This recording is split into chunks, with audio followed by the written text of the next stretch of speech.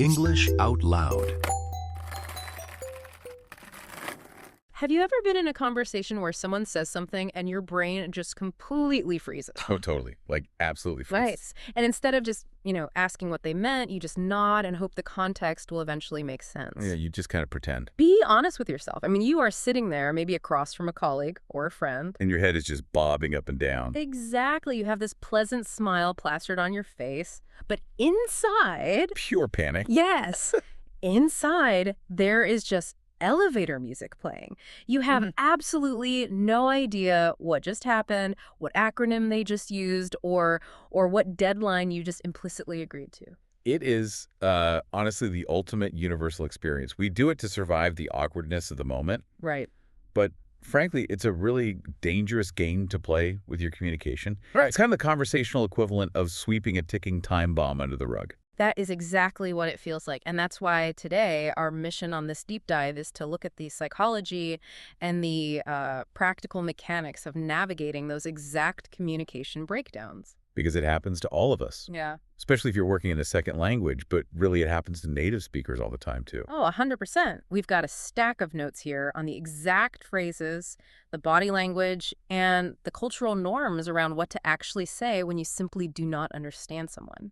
The goal is to get you from being a passive nodder to an active, confident communicator. Because, okay, let's unpack this. Nodding along when you're lost is essentially like, well, it's like driving a car with a blindfold on. Wow, yeah. That's a good way to put it. Right. You might keep moving forward for a few seconds. You might even feel the wind in your hair and think, hey, I'm doing great. Until you aren't. Exactly. A crash is mathematically inevitable. You are going to hit something, and usually, the longer you wait to take the blindfold off, the much worse the wreck is going to be. I'd actually take that analogy even further, honestly. You aren't just driving blindfolded. You have passengers in the car who think you can see the road perfectly. Oh, man. Yeah. So the danger isn't just to you, Yeah. it's to the whole team or the whole relationship if it's a personal conversation. Too true. But I do think we need to validate that feeling of freezing up for you, the listener, right away. Because it happens to highly proficient communicators. It happens in boardrooms, casual coffee shops. You get hit with some dense piece of corporate jargon. Or a cultural reference you just don't know. Right. And the psychological block just drops down. So in this deep dive, we're going to tear down why that block exists and then build a really specific strategic toolkit to dismantle it in real time without losing face. So let's start right there with the psychology of the silence. Because before we can start using the right words, we really have to understand that invisible force field stopping us from just speaking up. Yeah, the mental block. Because logically, it seems so simple, right? Right. Just say, hey, I don't get it. But we don't do that. We panic. We freeze. Why? Well, it generally comes down to a really potent cocktail of ego protection and this phenomenon called pluralistic ignorance. Okay, wait. Pluralistic ignorance. You're going to have to break that down for me. We try to keep things super clear here. Fair enough, fair enough. So on the ego front, it's simple. We tell ourselves that asking for clarification is like a confession of incompetence. Like admitting you're not smart enough to be in the room. Exactly. We think if I'm the only one in this meeting who doesn't know what this new acronym means, I'm going to look foolish. So we protect our ego right then there by staying silent. Right. Completely ignoring the massive long-term risk of failing the task later. Sure. But the pluralistic ignorance piece is even more fascinating. Basically, it's a situation where a bunch of people in a group privately reject something or don't understand it, but they incorrectly assume that everyone else gets it. Oh, wow. So in a meeting. In a meeting, you're sitting there confused. Yeah. You look around, and everyone else is nodding. Because they're doing the exact same ego protection thing. Yes. So you assume they all understand, you think you're the lone idiot. But in reality, half the room is probably just as lost as you are. That is brutal. It's literally a room full of people wearing blindfolds, all assuming everyone else has 20/20 vision. Exactly. They're all looking at your nodding head thinking, wow, they get it, why don't I? Man, okay, so I get the theory. But in practice, if someone is halfway through this passionate explanation or they're really in the flow of a presentation, I mean, stopping them dead in their tracks just feels incredibly rude. It does feel that way. I would be terrified to do that. Nobody likes being stopped mid-sentence. It feels like you're throwing a wrench into their gears, Just ruining the machine. That is definitely the dominant assumption. But if we look at the source material, there's a really fascinating reality check here regarding workplace dynamics. Okay, what's the reality check? In North American corporate culture, for instance, and this applies broadly to English-speaking business environments, asking for clarification is actually overwhelmingly viewed as a positive, proactive trait. Wait, really? Not as an annoyance. Not at all. It's not perceived as throwing a wrench in the gears. It signals deep engagement. It demonstrates that you take the communication seriously enough to want to get the details exactly right. I suppose that makes total sense when you look at the alternative. Like, if I'm a project manager, I would way rather you stop me at minute 5 of a briefing than come back 5 weeks later with a totally botched project. Precisely. Silence costs money. If you nod along to a project description, walk out of the room, and spend a whole week doing the wrong work just because you didn't want to interrupt, that is a catastrophic waste of resources. Yeah, no manager wants that. Right. Leaders view employees who ask well-timed strategic questions as diligent, thorough. You are protecting the project by making sure everyone is aligned. Okay, so the environment actually rewards us for asking. Knowing that takes a lot of the pressure off, honestly. It really should. But bridging the gap between, okay, I should speak up, and actually doing it without making the whole interaction incredibly awkward, that's where the real challenge is. The secret has to be in the delivery, right? Oh, absolutely. The delivery is everything. Because I've definitely seen people ask for clarification in a way that just completely ruins the vibe of the room. Yeah, you can have the right intention, but the wrong delivery will immediately trigger defensiveness in the speaker. So what's the biggest mistake people make? The most common mistake is the blunt approach. Just blurting out, "What?" or "I don't get it." Yeah, that sounds so abrupt. It is. It implies that the speaker is doing a terrible job of explaining rather than framing it as this mutual gap in understanding. It's confrontational. It puts them on their heels. But then, the complete opposite is almost worse. How do you mean? Well, I had this colleague who would fall into this trap where they would just over-apologize. Oh, right. They would stop the meeting and say, I am so sorry to interrupt. I know I'm probably just being slow, and I really apologize for holding everyone up, but... It's agonizing to watch. It really was. It felt so uncomfortable for everyone. That is a brilliant example of what we call the emotional labor trap. When you over-apologize like that, you are doing way more than just asking a question. What do you do? You're forcing the speaker to stop their presentation, manage your emotional state, reassure you that you aren't stupid, and validate your presence in the room. Wow. Yeah, you've suddenly made the whole interaction all about your insecurity. Exactly. It completely hijacks the cognitive load of the conversation. The goal of a clarification is just to keep the conversation moving smoothly, not to launch a therapy session. So how do we thread that needle? We don't want to be aggressive with a blunt. And we definitely don't want to be a puddle of apologies. This is where it gets really interesting. We use our body language as a conversational shock absorber. A shock absorber. I like that. Yeah, because the physical cues often do far more heavy lifting than the vocabulary itself. So what does that look like? The foundation is just a genuine, warm expression, a slight smile. That signals friendliness and collaboration, not frustration. Okay, smile. Check. You pair that with a single, just to soften the interruption.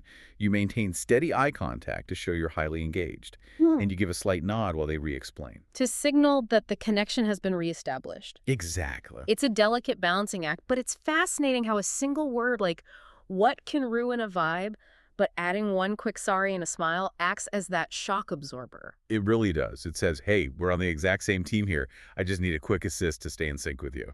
And thinking about that single sorry versus bluntness, when I was traveling recently, I noticed a distinct cultural difference in how this buffer is applied. Oh, really? Like what? Well, like the British English approach often leans on phrases like, I beg your pardon, or the classic, come again. Yes, that's very true.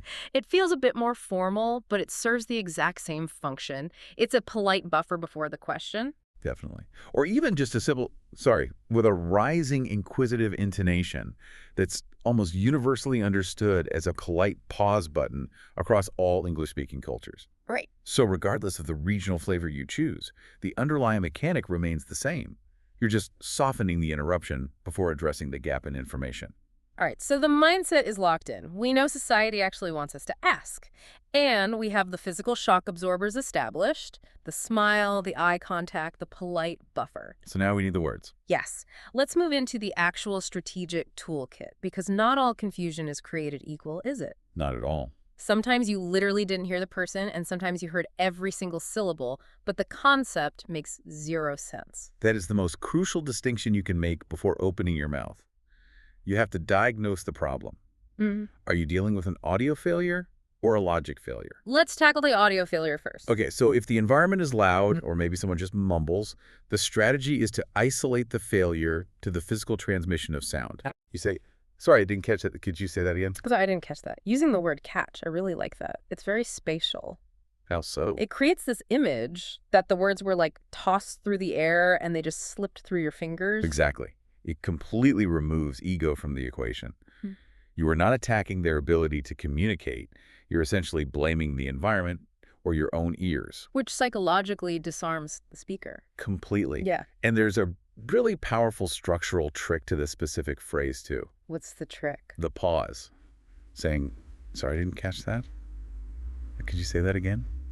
That pause after that acts as a micro buffer. Ah, I hear it. It prevents you from sounding rushed or panicked. Imagine you're at a crowded party, music is playing, and your friend mentions a vital detail about, say, someone arriving.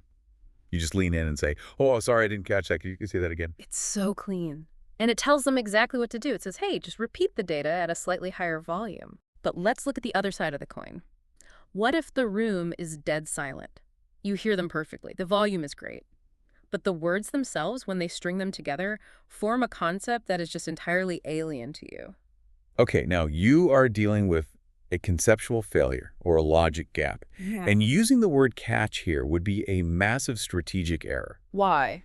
Because if you say, I didn't catch that, what is the speaker going to do? They'll just repeat the exact same confusing sentence, but louder. Bingo. And that does not help you at all. You need to signal that the structure of their argument is what's lost. Yeah. So here, you shift the vocabulary. Okay. You say, I'm not sure I follow. What do you mean by X? I'm not sure I follow. So we go from the physical act of catching an object to the conceptual act of navigating a path. Exactly. So catch is an audio problem, like the radio volume in the car is too low. Follow is a navigation problem. The GPS is taking me down a confusing road, and I do not understand why we're suddenly turning left into a lake. That is the perfect way to delineate them. When you say, I don't follow, you are explicitly shifting the burden of communication from an auditory fix to a structural fix. You're telling them to recalculate. Exactly. You're signaling to the speaker that they need to change their framework or use a different analogy or define their terms. Give me an example of that in action. Sure. So if your boss says, we need to ensure the new integrations don't bottleneck the legacy system before EOD. Yikes. Right. You wouldn't say, I didn't catch that. You heard the acronyms. You'd say, I'm not sure I follow any. What do you mean by bottleneck the legacy system? Which is great because it isolates the exact piece of the puzzle you're missing, rather than forcing them to guess why you're confused. It saves so much time. Okay, so we can fix the radio volume with catch, and we can ask the GPS to recalculate with follow, but what about pace? Pacing? Yeah, because sometimes the concepts are fine, the volume is fine, but the information is just coming at you like water from a fire hose. Pacing is a massive issue, especially when you're dealing with subject matter experts who suffer from the curse of knowledge. The curse of knowledge. That's when they forget what it's like to not know this stuff right. Exactly. They know it so well, so they just speed right through all the foundational steps. So to control the pace, you use a specific two-part phrase. You say, could you slow down a little?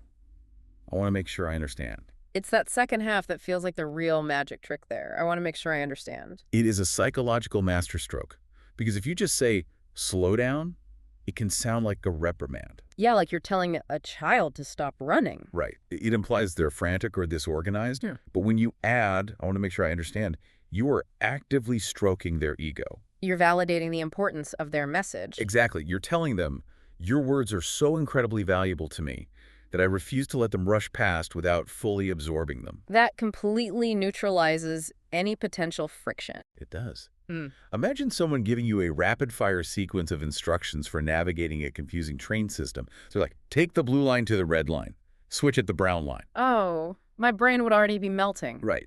So you just hold up a hand, smile, and say, whoa, could you slow down a little? I want to make sure I understand. We take the blue line first, right? You've taken control of the rhythm of the conversation without being confrontational at all. You're actually turning a speed bump into a compliment. Exactly. I love that. Now, what if the pace is manageable, but they just drop one highly specific, super confusing detail that completely derails your train of thought? Like they take a hard left turn out of nowhere. Yeah, like you were totally with them for 5 minutes and then suddenly they mention something crazy like a friend gossiping about the thing and you're like, wait, what thing? This requires a technique that pinpoints the exact moment of failure. It prevents the speaker from having to start their whole story over from scratch. Okay, what's the phrase? You say, sorry, you lost me a point. Can we go back? Oh, this might actually be my favorite tool we've discussed. It is literally like dropping a pin on a digital map. It really is. Instead of saying, I am entirely lost, which kind of makes you sound incompetent, you're saying, hey, I was walking right beside you, matching your stride perfectly until we reached this exact coordinate. Take me back to that specific crossroad. And think about the profound relief that phrase provides to the person speaking. Oh, I bet. If you're 10 minutes into telling a complex story and someone just says, I don't get it, your stomach drops. Yeah, the dread of having to rewind the entire tape and start from the beginning is exhausting. By dropping that pin, you save them from that exhaustion. Yeah. You're effectively saying the first 9 minutes were crystal clear, you did a great job, we just need to review minute 10. It's so friendly and efficient. Okay, we have built a seriously robust toolkit for managing these breakdowns so far, but I want to pivot to the highest stakes environments. We're talking high-level negotiations, tense client meetings, or just any scenario where assuming you understand something could lead to a massive legal or financial liability. The big leagues. Because in those rooms, just dropping a pin or asking someone to slow down isn't always enough. You have to actively prove that the transfer of information was successful. Yes, in high-stakes environments, comprehension isn't enough. You need confirmation. And that requires the most sophisticated tool in the kit. Which is? Paraphrasing. Okay. The phrase structure here is, so if I understand correctly, you're saying that. You take their complex, jargon-heavy statement, process it, Okay. and hand it back to them in your own clear words to force a confirmation. You're clarifying, paraphrasing, and confirming all at once. I think we need to hear this mechanic in action to really grasp how powerful it is. Let's do it. Let's run a quick mini role play. I am going to be the fast-talking, slightly chaotic tech lead who uses way too much corporate jargon, and you use the tools we've discussed to manage me. Are you ready? Bring on the jargon. All right, let's look at the Q3 roadmap. So the project got pushed to Q4 because the stakeholders needed more runway to finalize the KPIs before we could sync with legal on the compliance side. So we're just going to agile our way through the back-end sprint. Wait, so I didn't catch all of that. Could you slow down a little? What do you mean by agile our way through in this context? Oh, right. Sorry. I just mean we're going to work on the database updates in smaller, flexible chunks without a rigid timeline while we wait for legal. Okay, got it. So if I understand correctly, you're saying the main launch is delayed because of legal, so we're just going to pivot to working on the database piece by piece in the meantime. Exactly. Yes, that is exactly where we're at. See? Wow. Okay, stepping out of the role play, that felt completely different from a standard question and answer dynamic. How so? Well, listener, I really want you to notice this shift in power there. The expert didn't just ask a passive question and wait for me to rescue them. They actively took the wheel of the meeting. You stopped my jargon train, forced me to define a super vague term, and then you summarized my chaotic thought process into plain, undeniable English. And this raises a really important question about active listening. Notice how you felt when I summarized it back to you. I felt great, honestly. Exactly. Paraphrasing is often taught as this dry academic exercise, just, proving you heard the data. But it's fundamentally a psychological tool that builds deep interpersonal trust. Oh, wow. When you can take someone's complex, maybe poorly articulated thoughts, distill them down to their essence, and reflect them back, you give that person the profound feeling of being deeply, truly understood. Which is all anyone really wants. You elevate their idea. You become an ally in their communication, rather than just a passive receptacle for their words. It really did feel amazing. You took my confusing corporate speak, polished it into a clear, shiny idea, and handed it right back to me. And I felt like a genius for agreeing with you.